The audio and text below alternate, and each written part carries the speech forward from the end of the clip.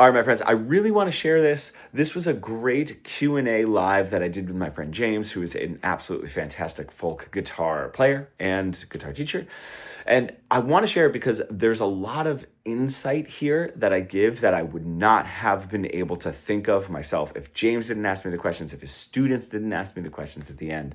And it's so good for what we are focusing on, which is building compelling guitar solos and melodies, being a really good musical lead guitar player, using all of this really great information, like what scales to use and when and all of that, but being able to transfer that into some sort of a creative voice. Now, if you're just watching this off of my YouTube, there is a free training link in the description. If you're just sort of getting into lead guitar and you want to get past those really like blocky, just sort of sounds like you're running up and down the scale, you really want to bridge the gap between your creative ideas and what you're able to play. And if you're watching this as part of my Fretboard Fluency mentorship program, this is something that you can continue to go back to if you would like, and really get a great idea of how to build melodies, which is what we're doing when we're playing guitar solos. There's a really great question that happens at the end. I'll save the actual answer, but I want you to see it. Is we're sort of coming from a songwriting perspective, which I think is really great. The reason is, when we're coming from a songwriting perspective, and a couple of these questions were about, hey, if I'm building my melodies with my songs, I want it to sound this way, right? And then it seems like when we grab the guitar to play lead, it just becomes random. You know what I mean? The same principles apply. Now, you don't need to be a songwriter to tap into these principles, but these same principles apply. When we grab the guitar to play a guitar solo, we don't want to leave these melody building principles behind. So that is some great questions that I was getting, and that really triggered some amazing insight. So check it out. I hope you like it. With like, what was far from zero for you this week in music? Like, what got you excited? What kicked your ass? Like, were you trying something new? And what really got you? What was far from zero? And because we've got Ryan here today, I'm going to save those for the end, and we're going to hop right into talking with Ryan so that we get as much time with him as possible, because this is just fucking awesome. I'm stoked to have him here, and we'll just dive right in. So I want to introduce Ryan. Ryan is a good buddy of mine from many, many years back. Yeah. And Ryan, I think the first time we met was at the Colonial. That Colonial dive bar place. That was the second. The first time we went was the basement show that we played out with you guys. Yeah, that was the first. Yes. Yeah. Yes. Yeah. I think we're looking at like 2005-ish, 2004. Something like that. Something around 5 or 6, 2005 or 6, yeah. Yeah. But just, punk rock assholes playing in basements and dive bars. Ryan is from the greater Philly area. I'm from the greater New Haven area. And in Pennsylvania and Connecticut on the eastern side of the United States. And I saw Ryan's band, Among Criminals, and the three best players I had ever seen to that point. Until that point. The drummer, Jared, was just polyrhythm master. Yeah. The bassist, Bean, is just John Paul Jones with some serious attitude, and then of course Ryan on guitar, and everybody's just what the hell, this dude just shreds. So anyways, it was love at first sight, and all these decades later, we're still pals. And Ryan is rocking an Instagram called Ryan Gone Guitar Coach. And I just love your vibe, your ethos, and everything you talk about. So that's my intro. But sweet, that was a good one. Yeah, so Ryan, I just want to hand it over to you for a sec. If you've got any, special things you wanna say about who you are, where you come from, and then if it's cool, I'll ask you a couple questions, and we'll kind of take it that way. Yeah, definitely. I really like.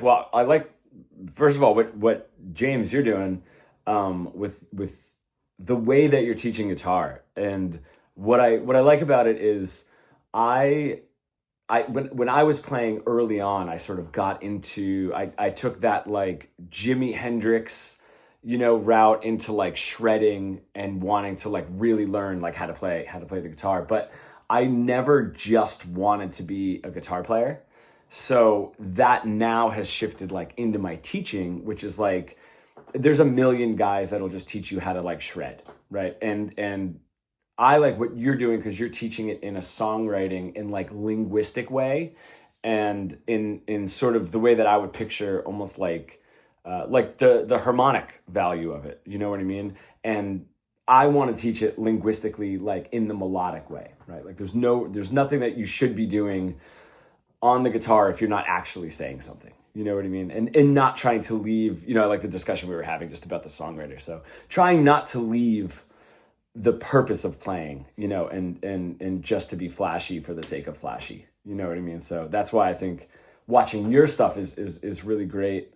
Because you're teaching it in service of like a song. You know what I mean? Like using the guitar as a song. And I think that is the same thing that even lead guitar should be, and I think it's often forgotten that way. So yeah, so that's cool. Generally my approach now, not just to playing, but to teaching, is I think what a lot of people will ask when I ask them, I guess I should say, like, what are you guys wanting to learn? And it'll be like, well, I want to learn how to shred. And it's sort of like, well, why though? Like I want to know like the why. And it's not like, do you just want to be flashy? Because it's sort of like loses its purpose. So yeah, that's sort of what I teach. I try to teach guitar playing linguistically, in bridging the gap between creativity and the physical ability to play. Cool. Yeah. Like you talking about, I'm going to make sure that this is recording because this is good stuff. Recording in progress. Okay. I like that you bring up the linguistics part of it because if anybody, and I'm going to put the link to Ryan's Instagram in here so everybody can follow him. But if you check out Ryan's stuff and you're in his world enough, you're going to start to see over and over again that Ryan talks about melodies in a really amazing way linguistically. Like, what are you saying? And like, I really love that. And anybody that's been with me for a minute knows that like when it comes to lead guitar shit, I'm like, I'll get back to you on that. Like my whole thing, my story was, it's kind of sad. We could all cry a little tear. But like when I was in 6th grade and I first started playing guitar, I was in a band and I overheard it was a trio. I overheard the 2 other assholes talking shit about my 6th grade guitar soloing, and like, granted, I'd only been playing guitar for 3 months, but it bummed me out. I was just like, oh man. And like, it affected the way that I started to learn guitar over the next couple months. And then that compounded because I got really good at rhythm guitar. And my whole thing was always just like, I want to be the best rhythm guitar player on the planet. Like, that's my thing. I want to be the best. Like, I learned to play drums because I wanted to be a better rhythm guitar player. Like the people I studied, the artists that I looked up to, it was all in service of being the best rhythm guitar player that I could be. But 30 years later, I'm realizing I'm hitting this ceiling. And so when these folks ask questions about lead stuff, I'm sort of like, I don't know. So I'm lurking on your Instagram page constantly. I'm just like, oh my God, that's amazing. Like, of course. And, probably something that somebody who's been playing guitar for 30 years should probably already know, but I don't. So I'm super stoked to have you here. Yeah. Yeah. I actually, the funniest thing is like, I tend to disagree. You know what I mean? Like it's not always, I think the linguistic part, which is like music theory in general, I think it's sort of like the language, right? And how you use it. I think that's really important for anybody, you know what I mean? But when it comes to like any sort of technical ability, or playing fast or sweep picking or whatever it is, I do think that it tends to be unnecessary for everybody. I don't think that everybody needs those technical abilities. I also think when we talk about theory, and theory being a language, right? Music being a language, and the guitar is sort of the voice that we're singing it through, is like, some people are afraid that it sort of like stunts their creativity. And the way that I look at it, and I apologize if anybody is a Dream Theater fan, but that's just the band that I'm going to use to. But like, if you gave Like I just don't find Dream Theater inherently creative. You know, it's good on paper, you know what I mean? And it's theory on paper and not through sound, you know, not through language. But if you gave somebody like Kurt Cobain the theoretical knowledge of Dream Theater, it would only expand what he was doing because he had the creativity, right? And it's just like a painter, you just have more palette options, you know? And that's the way that I look at it. And that's definitely the way that I want to teach it. And that's also the way that I personally want to play. You know what I mean? Is like not somebody, you know, it's like, especially this group could really relate to this, but like not everything that you have to be doing, especially when it comes to instrumentation, has to be pointed out as being good. Like, oh, that he's really good, like right now. We can settle down and just sort of be in service of whatever the song and the music creation is, you know? Right. It's not like a competition of just like how much you can do and if you're clever, you know? And yeah, so that's the way that I try to approach my playing as well as the teaching. So nice. Yeah. Nice. Well, actually, that kind of leads into some of the questions that I have. So, and if anybody has any questions, feel free to throw them in the chat. And if we get enough time at the end, maybe Ryan will indulge us in some Q&A. Sure. But off the top, so like my first question is, what role do you see lead guitar playing in the genre of like singer-songwriter music? That's such an awesome question. And it's the answer is there is sort of a blend, you know what I mean? And the blend of like rhythm and lead is, I heard somebody say this and I really want to give this person credit and I cannot remember who it was, but they simply called it melodic or harmonic playing. That's the only difference, right? So, if you're in tune with that language, right, and in the sort of like cinematic approach to rhythm guitar playing, right? I always think of that like a little bit more cinematically, and I think of like melodic playing a little bit more dialogue, you know, because it sort of like sits over. It's almost like the dialogue over like a film. You know, if you were to look at it harmonically in playing, all of the theory and everything is consistently the same. It's simply the way that you're laying it out, you know? And it's almost, it's almost just the dialogue sitting on top of the film and both need to work together. So it's like you're never really just a lead guitar player or just a rhythm guitar player, you know? And the more you sort of get that understanding of how to deliver the language, and like in this case would be like the language of film in that way, you know, and how those parts weave together, is they're not inherently separated is sort of the way that I would think about it. And I think somebody that comes to mind, and I'm not wildly familiar with John Mayer, you know, but he strikes me as someone that knows how to play both ways really well. You know what I mean? Like if you guys are sitting down and you're writing a song, I think the way that I can think of it is, if I'm going to write a lead part, the theory is just taking the guesswork away, right? I know when I hear whatever's happening, I know what I want to say and I can say it. And the more I know the language, the quicker I can just come out and say it, you know? It's sort of like, right, if I go to Spain, you know, it's going to be really difficult for me to say the things that I actually want to say, right? Versus like English. So like the more I know the language, the easier it comes out. And that is the same, especially I went back to college and got a degree in songwriting. And it's the same idea. If I sit down and I have, you know, sort of that blank canvas idea, and I'm like, okay, this is the song that I want to create. Because I never sit down and write lead guitar. You know, that's just not where my head goes. And I have an idea or a lyric idea, or at least that sort of like opening scene, if we're thinking like in like a movie kind of way, it's going to be rhythm guitar that comes out, and the guesswork is not going to be there.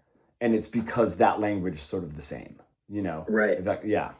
Right. That's cool to like the analogies that you use are super helpful to me, just thinking about like the cinematic, like the film and then the dialogue Sure. Yeah. on top. That's sick. Because like when and I also like that you're saying like you don't necessarily just sit down to write a lead guitar part. Yeah. They're just more integrated.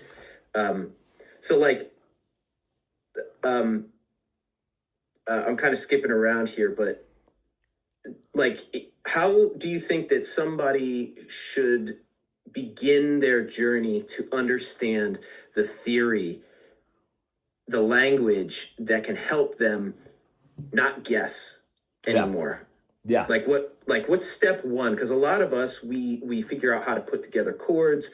We learn like, okay, these chords go together in this key, and then we're just fucking off because we got lyrics we want to say, and we don't think about the theory. We just know that there are 7 chords that go okay, and we're there. So like, what would be step one for somebody who can write songs, but also wants to eventually get to a point where they don't need to think about it anymore? What do you think step one?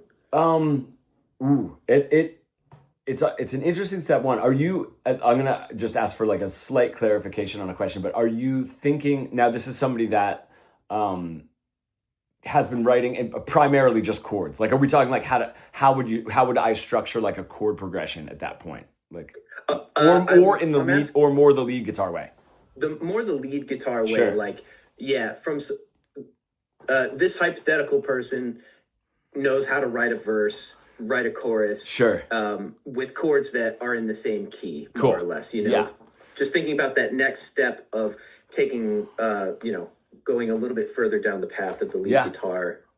It's actually not, it's not super complicated. And really what it comes down to is like, luckily, especially if we're talking about, and which I think we are, like just diatonic music. So like this particular chord progression is just going to be in one key, and it's either going to be major or minor, right? So if we really want to get that first step, if it's major, if that first chord's a major chord, we could talk about the major pentatonic, and if it's minor, we could talk about the minor pentatonic. Okay. And instead of just grabbing the guitar and saying, like the first chord's A minor, so I'm going to play my A minor pentatonic, instead of just thinking of it almost as like dots on that diagram, which I'm sure you guys have all, like, everyone's seen a million times, like that pattern, whether you're into like lead guitar or not. I'm sure that you've come across it. Instead of just looking at it saying like, I have this shape that I know how to play, and any note that I hit is going to be correct. And this is also with lead guitar, they get stuck in that box, right? Where they're not thinking of it musically as much as they're just thinking of, as long as I hit these notes, I'll be fine. This is exactly what I was hoping you would talk about. Yeah. Sorry to interrupt you. Yeah, no, that's perfect. So if you can just say, all right, I can hit these notes, and like if I have this spelling, right, which is like the numeric spelling of the minor pentatonic would be like 1, flat 3, 4, 5, flat 7. Those are the 5 notes of our minor pentatonic. As soon as you learn that pattern, if you just learn that's the spelling, and then it starts over again, right? 1, flat 3, 4, 5, flat 7. And you learn what those notes, how those notes, I guess I should say, how those notes in a dialogue way fit over that cinematic expression, you're already so far on your way, right? And that for anybody. And the thing is, lead guitar players get stuck there when they want to progress even more, because they just think it's a pattern. They just think, I'll get into a different metaphor later, but that, I would say, learning that. And then that's the same thing with, if it's the major pentatonic, right? So you get, your first chord C major, and you say, okay, I'm going to play the C major pentatonic. 1, 2, 3, 5, 6. That's your spelling, okay? And just, if you play your chord progression on a loop pedal, just play each one of those notes as quarter notes 4 times, and just listen to how each one of those notes interacts with that harmonic layer that's happening, right? And just note, okay, if I play a 2, it wants to bring me down to the 1. If I play a 3, it sits kind of interesting, unless it's over okay, well, that's weird. Over this chord, it doesn't quite work. If you start making those connections, that's your vocabulary, right? And Nice. where it doesn't work is just noticing that the notes aren't wrong. That's where most people get stuck, is like, I have these 5 notes and they're not wrong. And that's sort of the end of the musical expression. Or I guess like it doesn't really even start, you know what I mean? And you'll notice. And then if you can take the next step and notice how they sound over each different chord, then you start to notice that each chord that you're playing is 3 different notes, of whatever key, C major, right? If I'm playing the C major, I don't want to run too quickly through this, but if I am playing the C major chord, right, that'll be my 1, 3, and 5 are in that chord. So those notes in that major pentatonic are going to sound a certain way. I mean, they're going to sit really well in that chord, right? You could think, is that how I want the dialogue to sound? Do I want it to just sink right in? You know what I mean?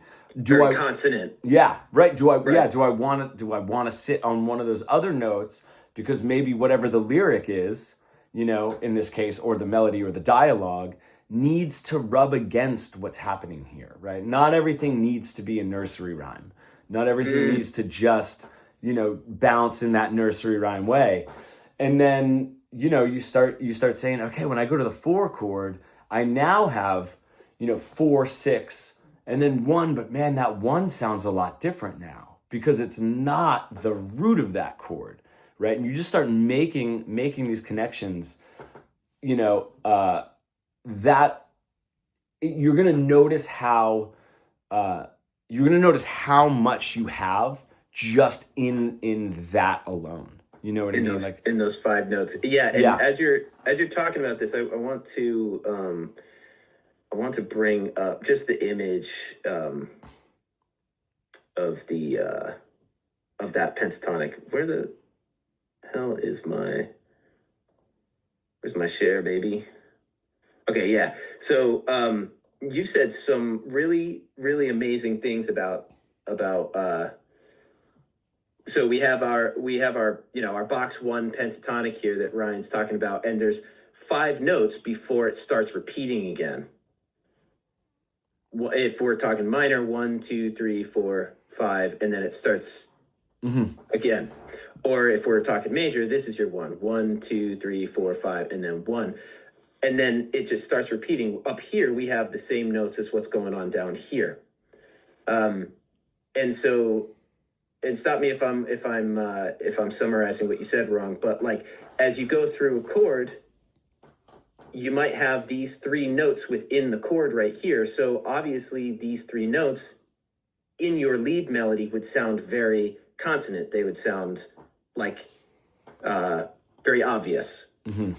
Yep. But if you chose some note, say this note, when the notes in the chord contain this, it would have a rubbing effect or some sort of emotion that would that you could play with. So I love that you say just kind of like put your chord progression on loop and just play each note 4 times and just notice what's going on. Yeah, I mean, for any guitar player or singer that's even writing like a melody, is really taking stock of what we're playing. Singers I would say maybe not so much because they are sort of relying on their ear, but for guitar players, in this instance, it's like, oh, I really want to mess around with the scale. And again, we get stuck in sort of looking down and like, am I just playing the right notes, right? And never really making that like,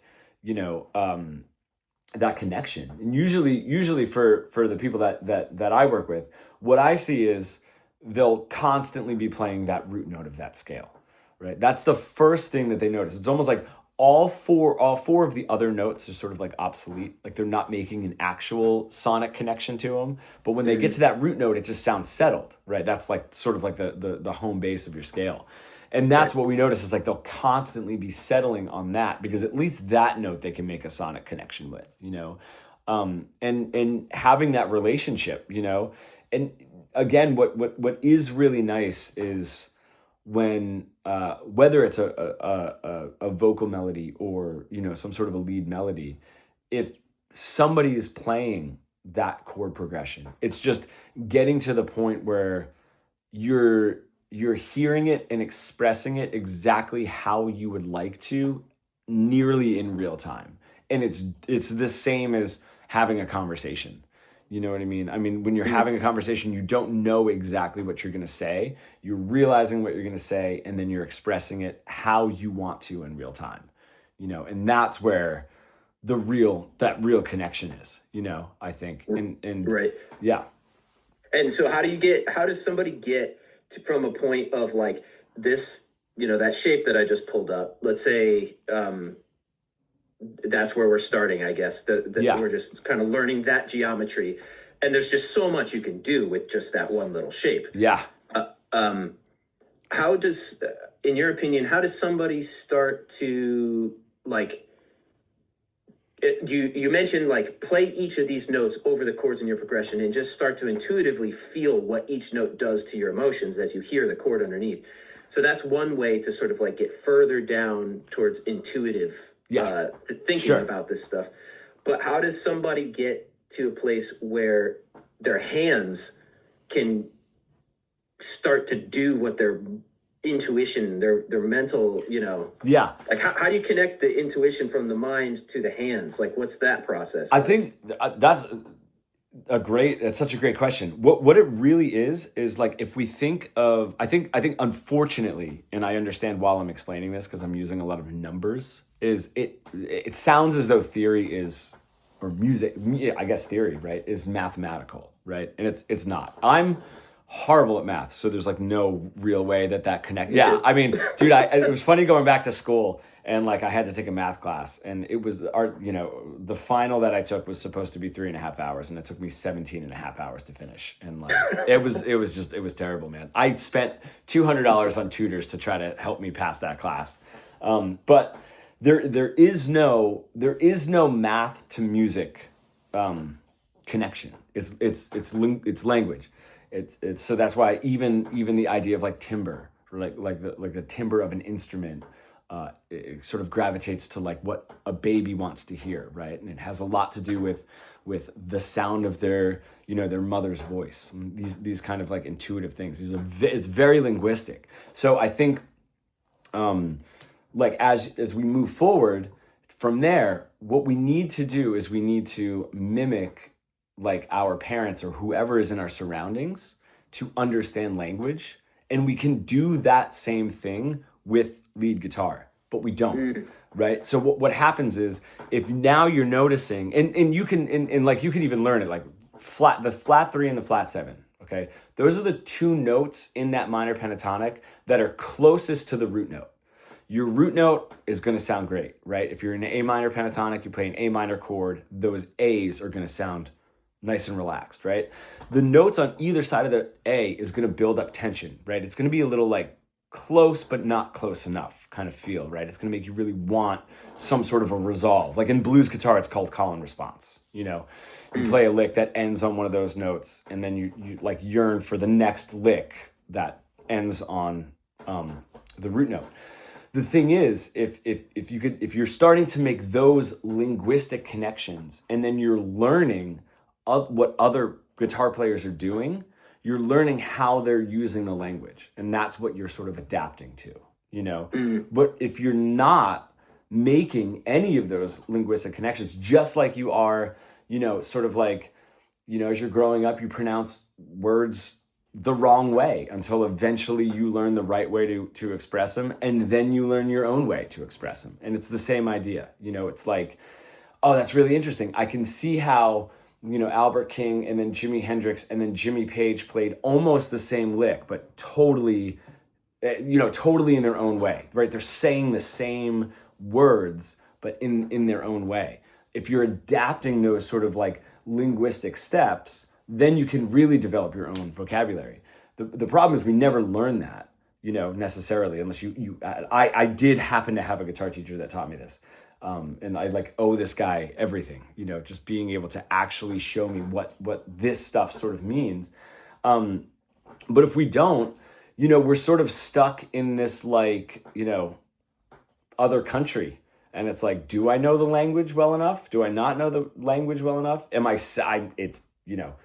speaking like a native? Certainly not, Right. And then we sort of get stuck in that loop. And in that linguistic idea never ends, right? It's a never ending movement forward, which I think is really cool. Whereas there's always small little changes that you can do to the smallest grouping of notes or the smallest grouping of words, right? You could take 3 words and say them a million different ways, and they almost mean completely different things, Right. So not just necessarily note manipulation, but articulation manipulation, within that language. It's like really where you find your language. And it's just learning the vocabulary, learning how to say it, learning the vocabulary, learning how to say it. And it's just, you just keep stacking that on top of itself until eventually your hand, just like your mouth, just does it the way that you're wanting to, Right. Yeah. So we go back to that original concept of like, you take your shape and you take the time to hear what each note sounds like over each chord. That gives you a better idea of like what that particular word sounds like at that part in the sentence. That also kind of like helps you learn the sort of like the steps in this shape, like the numbers, and because you were talking about flat 3s and flat 7s, and so if we're looking at if we're looking at this chart again, guys, just so we can kind of visualize what Ryan's talking about. Oh, sorry. Let me make sure I'm on the right screen here.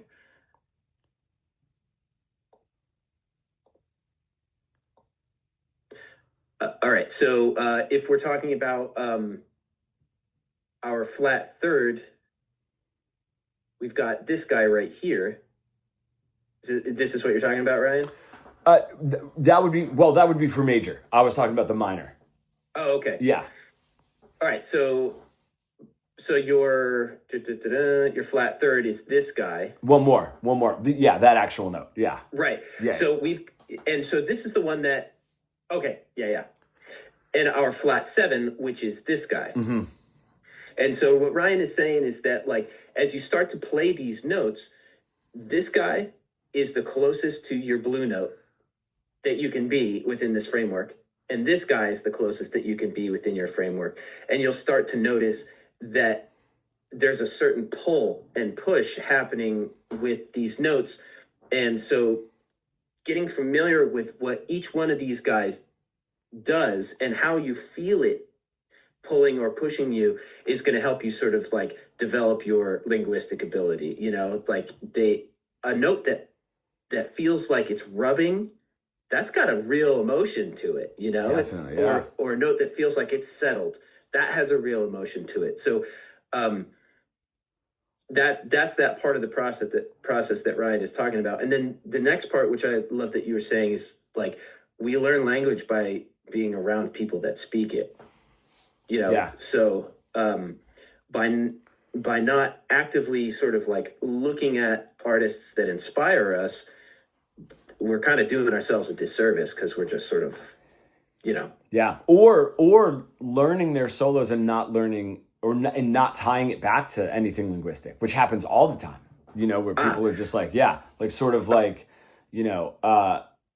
even to the degree of like, oh, that's really cool. Like Jimmy Page does the same thing that Stevie Ray Vaughan does. And like, I could tell they're different, you know what I mean? But linguistically, I don't actually know what it is. It's still just sort of tab, right? It's still just like sort of learning the notes. And if we're not taking it back to like that linguistic idea, we're never really adapting it for ourselves, and sort of figuring out how to manipulate it the way that we really want to, And it's one of those things where like we have to, for survival, with when we're kids and growing up and learning how to communicate, but for where guitar players and musicians, I think in general, get stuck is, we don't know, and it doesn't end. We don't know where that learning process ends, right? And it technically doesn't, And what a lot of people will do is, they'll play that pentatonic scale, and then they'll be able to play it fast, and then they can play it really good, and then they can move it around the neck, right?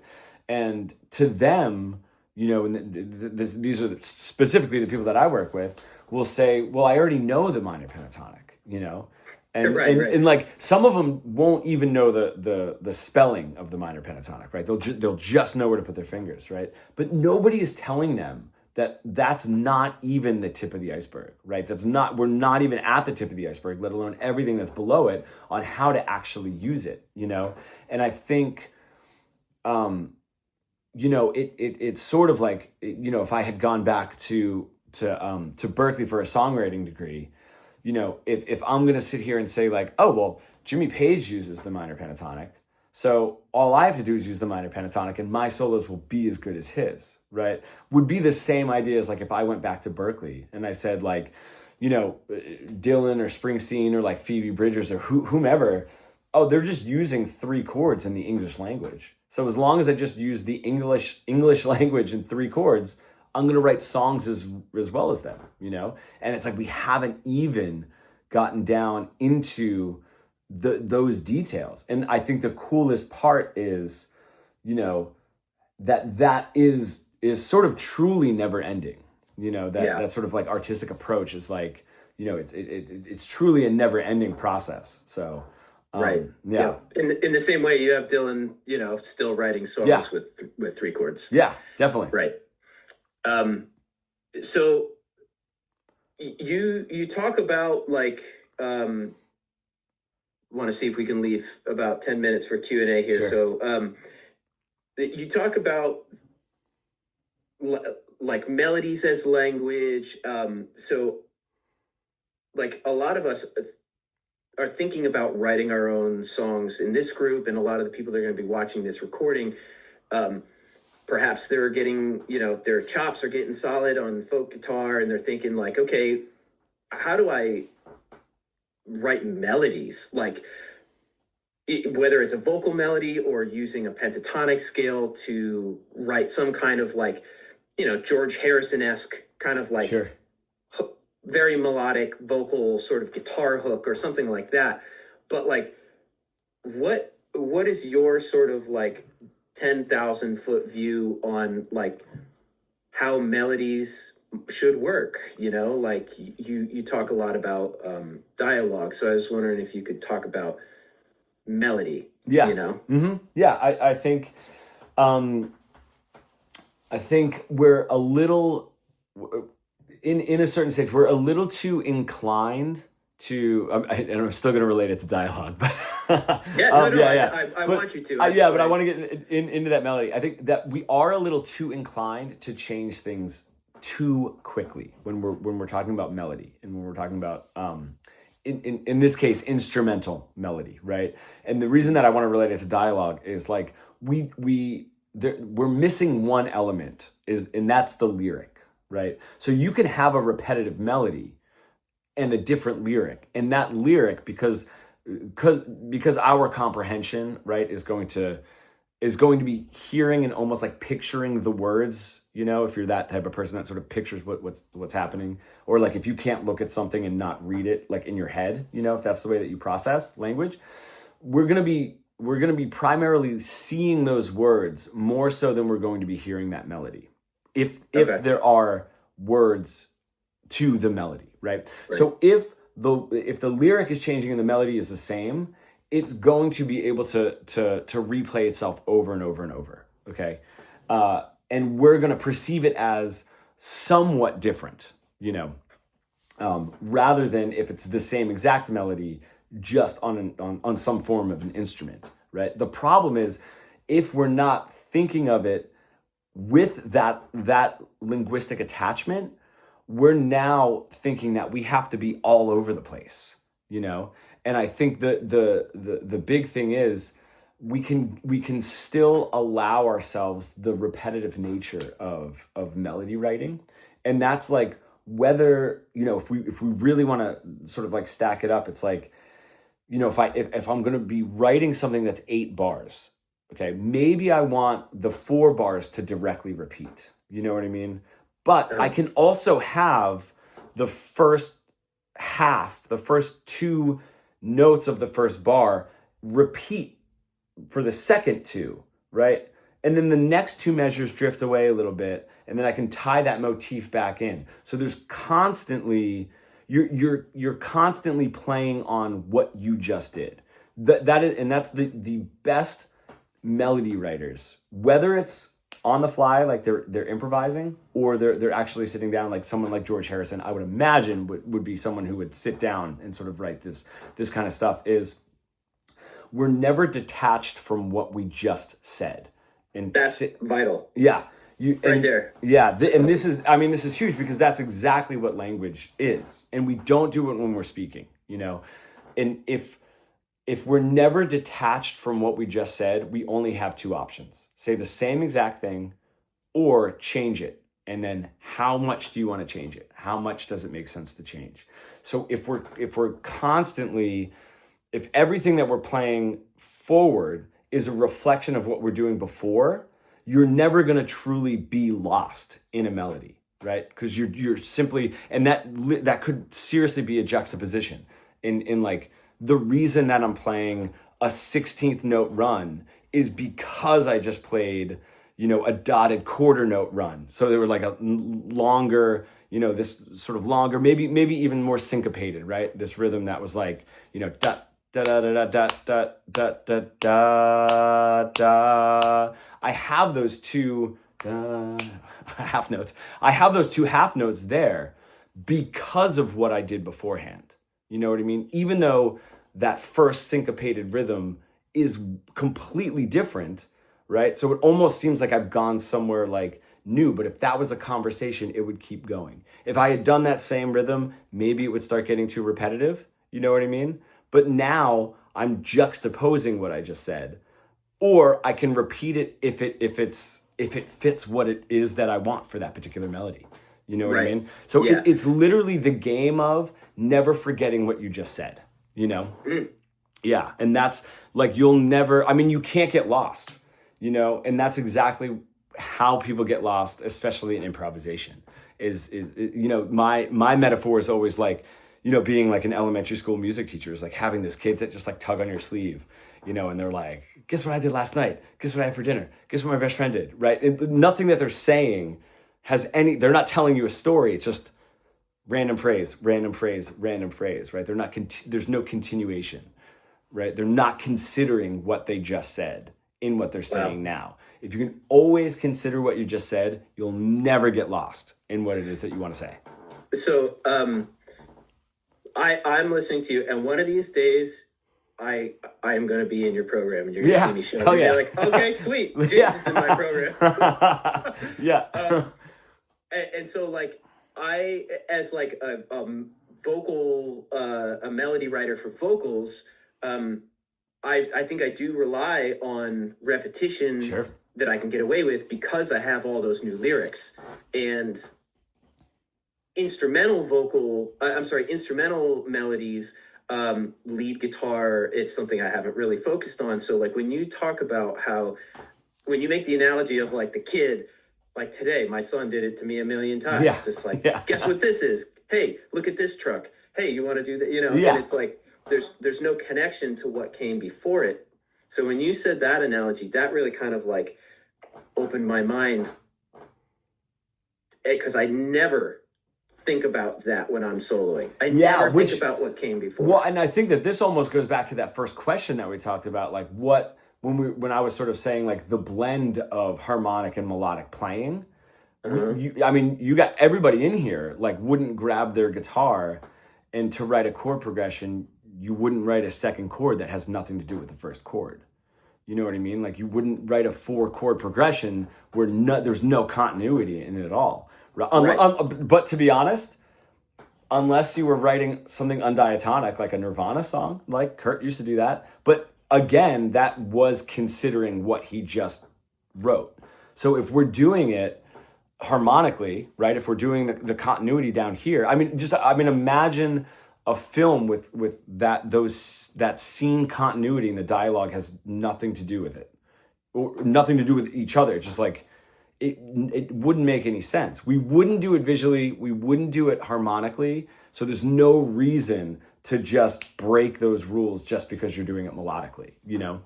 And so, like, what are some of the elements, musical elements, that help to tie in what you just did? Like, are we talking like intervals? Are we talking like rhythms? Any are of we it. talking about It'll all work. It'll all work together. I mean, it's so. If I were to just, even it's funny that you even bring up intervals, because if I did, I just want to make sure this goes through for just like 1 second. But in that vein, like if I were to have just like, right, that first play, or however it was that I played it, or right, that's the interval jump of a minor third, right? Right, even if I just played as simply as that. If I came back now and did that follow-up, right, it's the same rhythm as the first, right, those first 2 notes, but that's a minor third. And then the follow-up lick is different, right, but the rhythm's the same, the note movement is the same, but the interval's smaller, right? So now what's happening is there's enough familiarity to have it not be lost, but there's enough change to make it interesting. Right. And it not necessarily that I would have to do that, you know, because I could have twice. Right. Now we're starting to feel like, okay, something needs to change. You know what I mean? And if I did.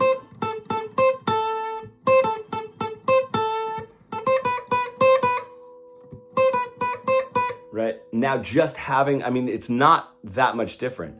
So now all I've manipulated was the interval change and changed a little bit of the end, right? It sounds like they're 2 completely different phrases, right? But you can tell that they belong together, you know, rhythmically, you know, just visually what's moving up and down and where, right? And then, but the intervals are what changes, right? There's a million ways, because you can just manipulate it one way.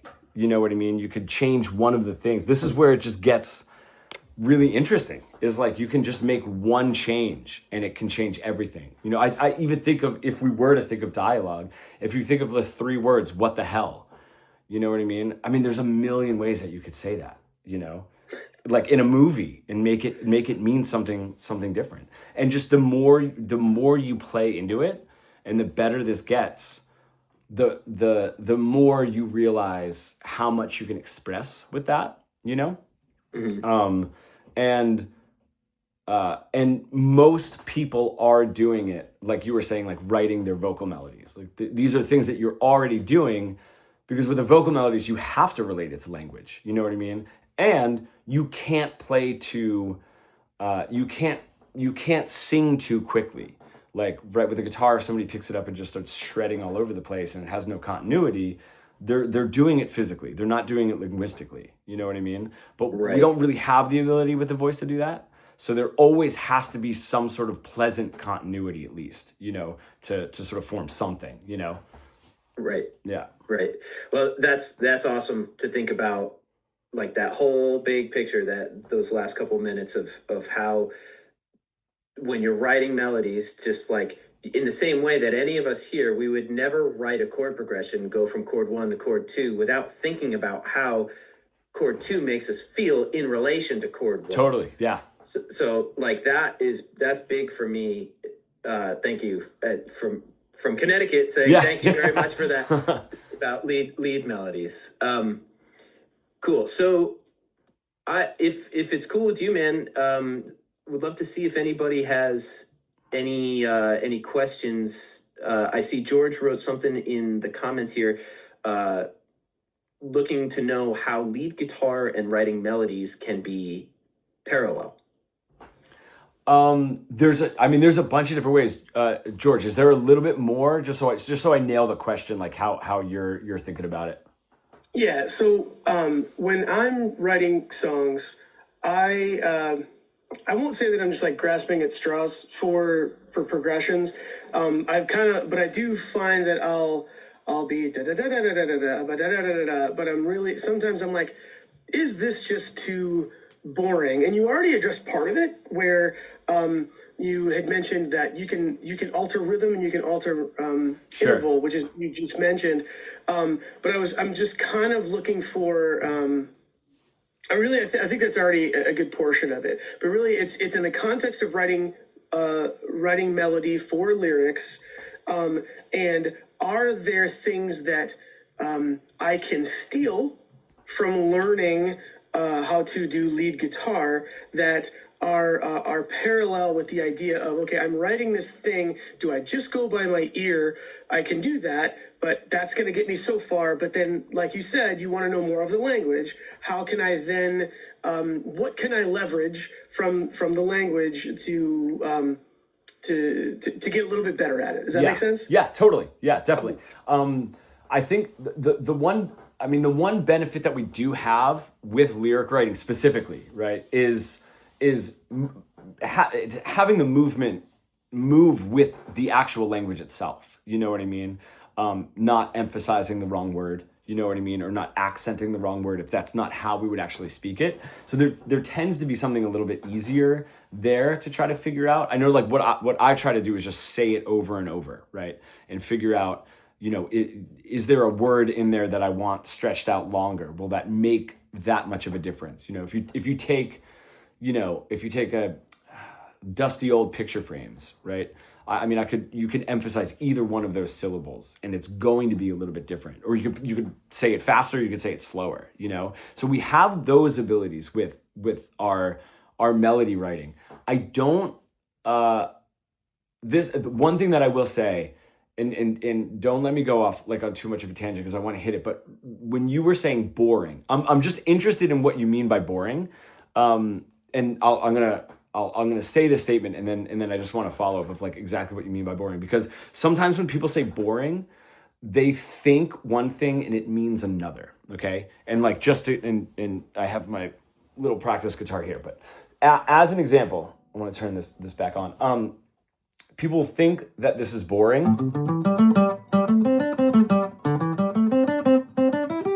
It's like ungodly boring, right? They think it's boring because they're repeating. Okay, but because in their mind, all they're hearing is those grouping of notes: 1 and 2 and 3 and 4, 1 and 2 and 3 and 4, 1 and 2 and 3 and 4. Right?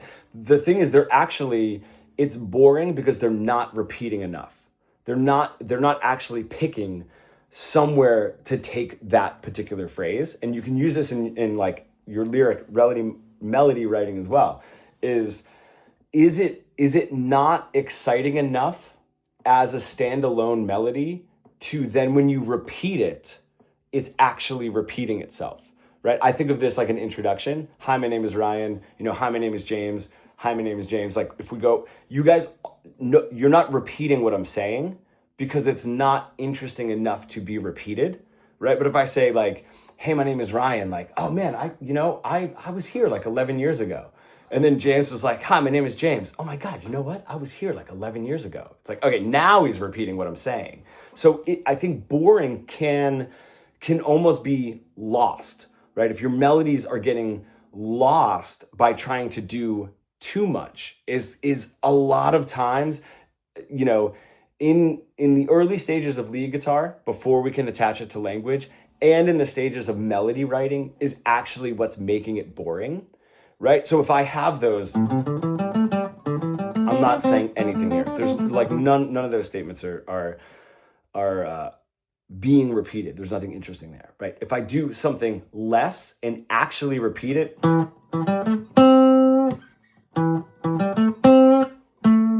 right? Now it's way more interesting, but I went more in the direction of repeating, which we tend to think is boring.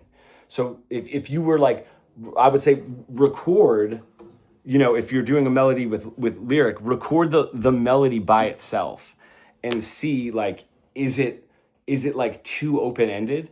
and is it really not taking us anywhere? And could that be why it sounds boring, and then just varying up that melody to make it something just a little bit more unique. And the best part too is it's the tiniest changes that'll do it. Yeah, if I answered the question right. Yeah. I think for me, I'm looking more for, so no, that's all very good. I think to answer your question back to me, I think that when I say what I meant in that context to say boring, what I meant was, am I repeating too much? Okay. Even when I'm not necessarily repeating, am I varying enough? Like not in the sense of repetitiveness, but just am I just bouncing a little bit? Sure. You know what I'm saying? And not varying range enough. Like I think just kind of do a little bit of this. Yeah. And I have to actively think about, okay, what about going outside of that range on purpose? Because if I don't, I'm going to find myself kind of just being compressed. Yeah, absolutely. If I'm not actively thinking about getting out of there. Yeah, I think that's perfect. Think, there's a whole bunch of things that can start making something stale. You know what I mean? Like as we're sort of saying, like the same rhythm over and over. Again, like if I were to do this exactly like what we're talking about, if I were to take just these 4 notes, right, and I can do this for hours. It's like, how many different ways can I play that?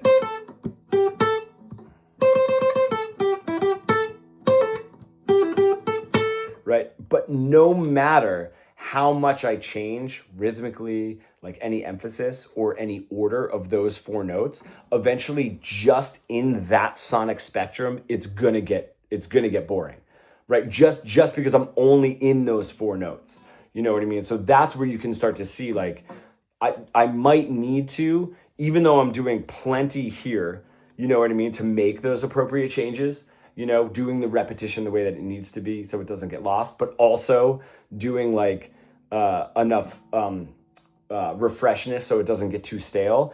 Just being in that range will also get boring. It will, you know what I mean? We're just like used to a little bit more emphatic movement, when we're the general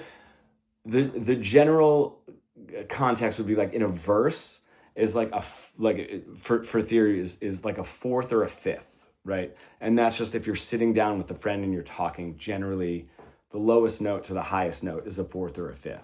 If somebody drops below that range, like their starting range, they're starting to say something that's like a little bit more depressing. They're starting to bring it down, right? Really interesting ways to think about it too. If you ever hear somebody start listing things off, they'll start listing things off in 4ths. And then I went to the store, and then I got the car changed, and that it's the same interval jump, right? So that's where our conversation generally is, like a 4th. Okay, so what we would need to do is say like, okay, can I set up the story here, and I need to lyrically be saying enough here to be telling the story in the 4th. Right. And then generally it's like I need to sort of bookend this with the chorus. I can bring the melody up now, but I'm probably going to say less. It's going to sort of be like a tie-in, or like, and like it's sort of like in country or folk would just sort of be like a verse refrain. It's just having like a bigger melody jump for the refrain that ties the smaller sonic movement of the verse. Like this is sort of reading a paper. You know what I mean? And then this is somebody like, holy shit, did you read the paper? Like that kind of idea. That's where you want those jumps. Yeah. If that makes sense. Very cool oh, sorry. Thank you. That definitely answers the question. Cool. It gives me some more things to think about. So, rhythmically, melodically, but also in sections. Those are some really great things to think about. Thank you very much. Cool. Yeah. Thanks. Always good to help, man. Love the way that you think about the range from a verse to a chorus and what that translates to conversationally. That's very cool. Yeah. Does anybody else have any questions for Ryan? We've got a an expert here, so Can I don't be shy. Yeah. Mika, what's up, buddy? I love the exercise you just did, where you just kind of like went through a few notes and kind of played them differently, like to show how much styling you can kind of get out of it. And then even just the other one where you said like play your chord sequence or progression on loop and then kind of play the different notes. I was wondering if you had any other exercises that you think we should sort of like get into that might be more sort of, yeah, like entry level like that. Yeah. Before we start doing any kind of soloing stuff. Yeah, I mean, honestly, the best exercise would be like whatever backing track. Sometimes I'll generally just do like one chord, so like just an A minor chord, and then just the A minor pentatonic. One really great thing to do. This is my favorite as far as melody writing and getting into lead guitar. And the thing is, we can use the guitar visually, unlike the voice, which we can't.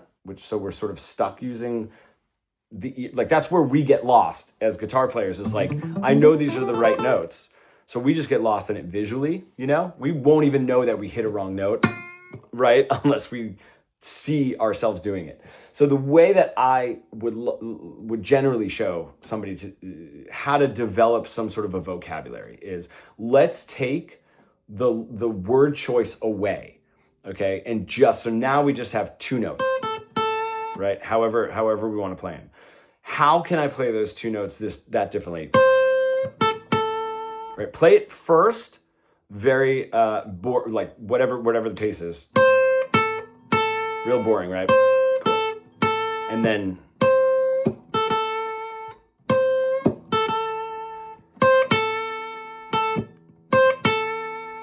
right, now we're starting to get somewhere with just 3 words, okay?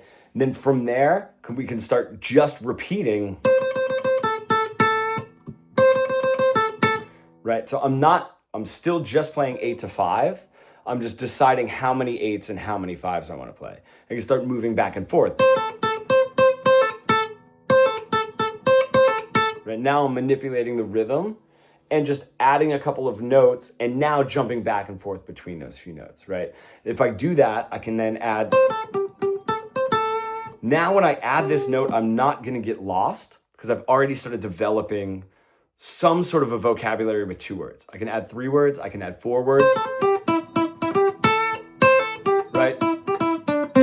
Now I realize, oh, well, I just do it 2 notes here, right? And if I start saying, okay, well, I'll do.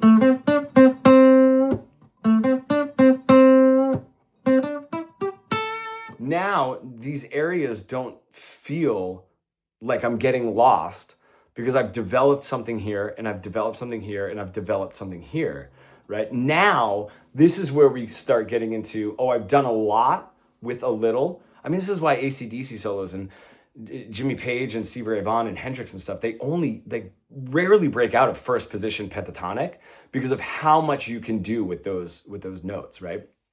Now, if you've done that with this minor pentatonic, now the more you add to what you're playing, if you start getting into Dorian, Ionian, all of the modes, harmonic minor, sweep picking, tapping, whatever it is, you now have a purpose for what you're doing, right? And you're not just playing more to play more. And I think that is just, you could play 2 notes, I mean, I think the thing is, if you gave like Joe Satriani a guitar that only had 1 string and said you can only play a C and an A, he could still come up with music for hours. You know what I mean? And then, so everything that he's doing on top of that is strictly just adding more colors to a palette, and we just get stuck in like wanting to show off, and that's like, it's the biggest tell, of like if somebody actually knows what they're doing or not. I mean, my favorite thing is to play at a blues jam and just like, when it's my turn, as soon as that first beat hits of that solo, I don't play anything for 2.5 measures, right? And everybody at the blues jam's like, fuck, this guy does know what he's doing, right? Because everybody just jumps right in and they want to just ram all these notes, you know what I mean? And all these like licks. And if you just hit that one beat and you're like, I'm not going to play it for 2.5 measures until it's right, it's just like, you have a linguistic understanding of what you're playing, and you're not just like throwing a bunch of words out for the shit of it, As the meme goes, it says, "Big motherfucker spitting." You're spitting right now. That's very good. Thanks, I appreciate that, man. Thank you so much. Absolutely, bro. Agreed. Yeah, the big takeaway for me from that is just like get good at saying something with less. Totally. You know, for me, I'm not saying that that's boiled down what you are saying, but for me, when I think about like, all right, when I get this on my own, I'm going to work on getting good at saying something with less. And I love how you talk about get good at saying something with less here, and then get good at saying something with less right around here, and then right around here. And then before you know it, you've got all these little micro locations that you're pretty good at saying something with only a few notes. And then that naturally leads into, you know. And if you do that, like if sort of like the learning curve, like if you develop that with like 1 or 2 or 3 strings, and then you get that whole position, right? That whole position of the minor pentatonic. When you now go to, because there's 5 positions of that minor pentatonic, and that's how you can play it up and down the neck. You don't have to do that amount of learning 4 more times. You've done the music language of this, right? Now, if you go to the second position of the minor pentatonic, you're like, oh, I got it. Wait, I'm just doing that. Oh, I'm just doing that. And it takes less time to be able to create the music in all of the other positions and play up and down the neck, because you've done the work here. You know what I mean? And you have an understanding of why musically you're moving throughout the neck, you know? Because everyone thinks it's like magic to play up and down the neck. And the only reason you want to play higher on the neck is because you have higher notes, and you play lower on the neck is because you have lower notes. It's not like a magical thing to be able to do. You know what I mean? But we're not thinking of it musically. We're thinking of it like, look what I can do, kind of. Right. You know? Yeah. And so like there are 5 notes in the pentatonic scale. So like those 5 notes, they repeat everywhere. So if you're getting good at saying something, think about getting good at saying something with notes 1 through 5. But now you can say something with notes 1 through 5 all over your fretboard. Yep, exactly. Yeah. Yeah. Nice. Cool. Well, I'm keeping you guys here later than normal. Ryan, you let us know if you got to jump. I just wanted to No, see, man, I'm good. Okay. If anybody else had a question, I see Nika's got one. Before we get to that one, let's just see. Does anybody else have anything for Ryan? Like, anything you're wondering about your own songs? Or you taking a step forward into lead guitar? Anybody got anything? Feel free to just unmute.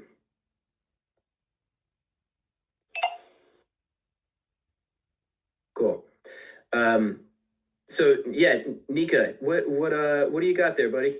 Oh, I was just wondering, that exercise is brilliant. I love it. I mean, I'm just sort of like jamming here and kind of like trying it out, but it really feels like, because you're just learning, you're actually using it linguistically, like saying something even between the 2 notes, rather than like, I've been like, whenever I try to do the scales, I'm just like doing them all and trying to hit all of them in some way. Yeah. But I was wondering, do you have some way of bringing this back also to further develop chord progressions, and like to develop to learn that sort of exercise to then kind of like come back and help you do your progressions? Or I mean, there's some really great ways to do this within a chord progression, you know. Is sort of the same idea. So if you take just a 2 chord progression or a 4 chord progression, and instead of, I mean, it's, you know, we're talking about sort of mixing up the rhythm or whatever. This is what I would do, right? In any instances, our immediate inclination would be like 1, 2, 3, 4, 1, 2, 3, 4, 1, 2, 3, 4, right? 1, 2, 3, 4. Even that Tom Petty song,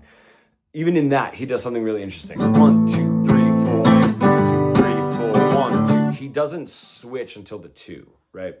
So all that does is now make this chord progression that's in even 4 feel slightly uncomfortable, which is, even though I like sort of stumbled upon that song, that is the purpose of the song, right? It's like, it's not really uncomfortable. It's not a Soundgarden song, you know, that gets like way out there with its sort of undiatonic chord progressions, but it's delivering something that seemingly normal, like a 4 chord progression, and moving it just a little to make it uncomfortable. Right, so just like we don't always want to get stuck in you know, sort of like nursery rhyme land. I mean, that's the same when you guys grab your guitar. Is that if I just do 2 chords, right? If I just do this,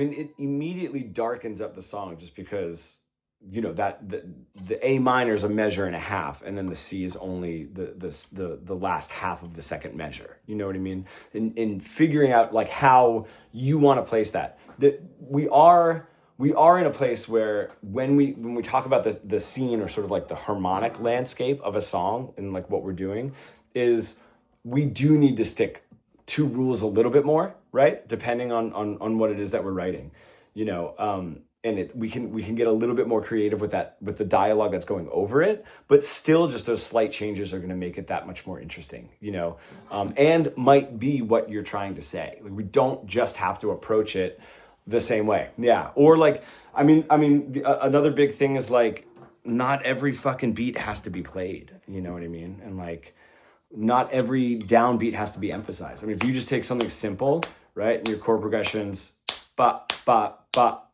bop, bop, bop, bop, it's already going to be monumentally different than if you just said bop, bop, bop, even if it's one chord, you know? So like, what we have is normalized, and normalized would be like one word, but sort of stable and unstable. And it's how much do you want to get far away from stable? Do you want to end everything on the one and have like a tonic sort of nice ending? Do you want to end it really abruptly? You know, do you want, if you're dot, dot, dot, dot, dot, dot, dot, I can make that unstable by not playing on the stable beats like 1 and 3, you know, dot, dot, dot, dot, dot, dot. Now just that chord progression is going to start backing up and getting less stable. And then this continues. I mean, Sting does this. I can't remember the song name, but it's a great love song, but the purpose is it's the love is like sort of like on the rocks, you know, a little bit. And the song's in 5/4, right? And you can't quite tell that it's in an odd time signature, right? And it has like a really nice escape, but because we don't get that really even sound, it just adds that instability, you know?